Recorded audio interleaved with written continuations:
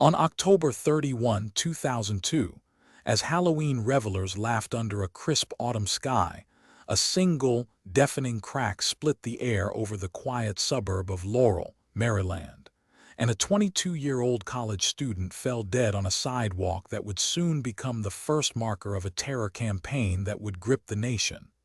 In the weeks that followed, the United States Capital Region, Washington, D.C., and its surrounding suburbs in Maryland and Virginia became a hunting ground for an unseen predator. Over a span of just 3 weeks, 10 people were gunned down, 3 more wounded, and the streets filled with the echo of distant gunfire that turned ordinary commuters into frantic witnesses. The attacks were random, yet chillingly precise. A high-powered rifle, a silencer, a compact .22 caliber, .38 special mix, and a tire iron-shaped sleeper rifle case that could be carried discreetly in a trunk.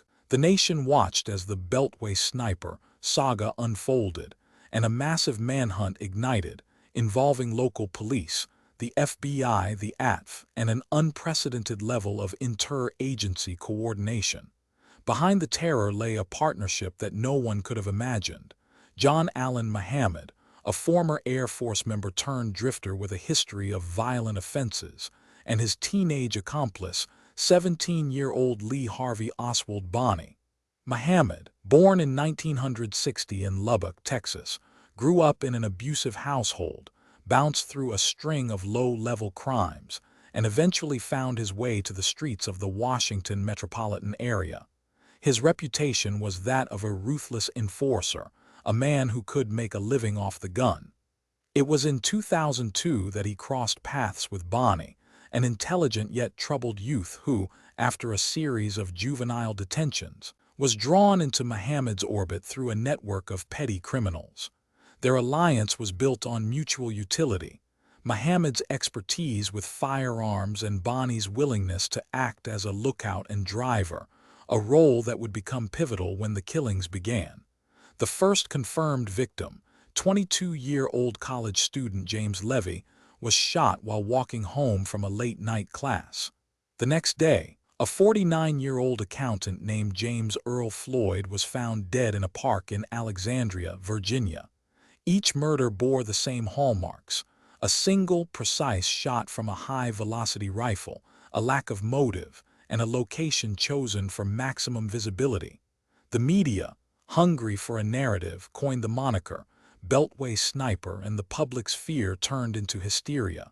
Residents bought lockboxes for their car keys, avoided jogging after dark, and schools held lockdown drills. The FBI's behavioral science unit profiled an offender who was methodical, possibly military-trained, and likely operating alone, until a break in the case altered that picture forever. On October 23, 2002, a routine traffic stop in Montgomery County, Maryland, by Deputy Charles Mackey of the Maryland State Police changed the course of the investigation. A vehicle stopped for a broken taillight turned out to be a 1996 Chevrolet Caprice owned by Muhammad. Inside the car, deputies discovered a .38 caliber pistol, a pistol case that matched the one used in the sniper attacks, and most damningly a sleeper rifle case that had been seen in the vicinity of the crime scenes. The suspect's name, John Allen Muhammad, was instantly flagged, and within hours, a massive manhunt erupted. The following day, Muhammad and Bonney were arrested in a quiet cul-de-sac in Monroe, Virginia. The nation breathed a collective sigh of relief, but the questions remained. How many murders had they committed, and would the legal system be able to deliver justice? The trial, officially titled United States v. Muhammad, began on January 27, 2003, in the United States District Court for the Eastern District of Virginia. The prosecution, led by Assistant U.S. Attorney John K. Henderson, presented a mountain of evidence: ballistics that linked the same rifle to all 10 murders, the recovered rifle case, cell phone records placing Muhammad near each crime scene, and the testimony of Bonney, who had entered a plea bargain in exchange for a reduced sentence and immunity from capital punishment. The defense, headed by seasoned attorney James K. Keeney argued that Muhammad had acted alone, that the evidence was circumstantial, and that the prosecution's narrative was a manufactured version of events designed to create a high-profile case for a post-9/11 America craving a clear enemy.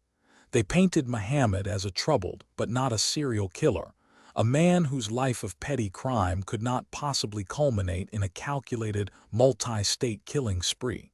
The courtroom was charged with tension. Prosecutors called witnesses who described the fear that had paralyzed the region, forensic experts who walked jurors through the intricacies of ballistics, and even victims' family members whose tear-streaked testimonies underscored the human toll. Bonnie's testimony was pivotal. He recounted how Muhammad instructed him on where to position the vehicle, how to use the silencer, and how to reload swiftly between shots.